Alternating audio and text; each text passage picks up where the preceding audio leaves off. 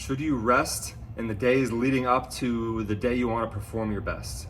So like your game day or your track meet day, or maybe just your speed session on the track or your dunk session if you're a jumper, should you rest for a day or two before that? So it's very common to hear people talk about how rest is important and how taking a couple days off can help you perform better.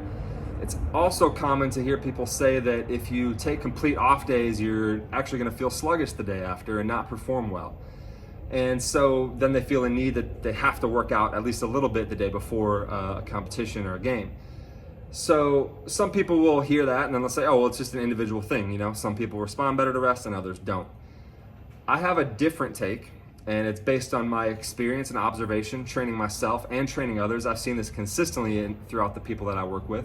The same person can respond well to rest at one time and then not respond well to rest at another time. And the key difference between those times is fatigue.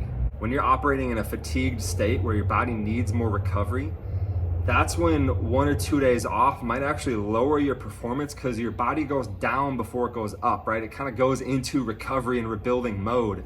And then when you try to wake it up in the middle of that, it's not ready to go and it doesn't perform well. So then in that kind of condition, you have to like manipulate your body into getting up, into being ready to go. And so then you feel the need to work out the day before a game or a track meet or something like that. So if you don't respond well to rest, then that's not a good sign regarding the condition of your body and the way that your training is affecting you. This tells you that your body actually needs more than 1 or 2 days of recovery, right? So you actually probably need to have a longer term period of training easily, and maybe of, you know, eating more calories, taking better care of your body, sleeping better, etc.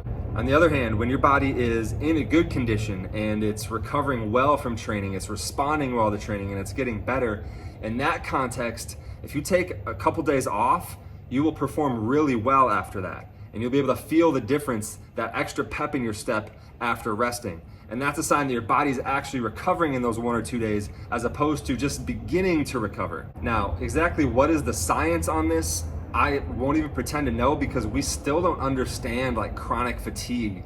I still haven't found any science that reveals like what the source of that sort of long-term background fatigue that we accumulate is. So I wish I could offer some more physiology on this, but it's really just based on observation. So I'm not surprised that lots of people think that they need to work out the day before their high intensity day, right? Because I think a lot of people operate in chronic fatigue, and that's just sort of the reality that they're living in. And so then, yeah, they have to manipulate the body into being ready to go on the right days. Now, maybe sometimes you don't have a choice, right? Like your sports schedule maybe just puts you in a fatigue state and you can't really train easy. And so then maybe you have to use those strategies in order to navigate a competitive season. So yeah, you have to do like that short workout to wake your body up the day before, or honestly, even the morning of can work really well. If you have like a competition in the evening, then you do a short workout in the morning, and that can really help your body feel better later in the day.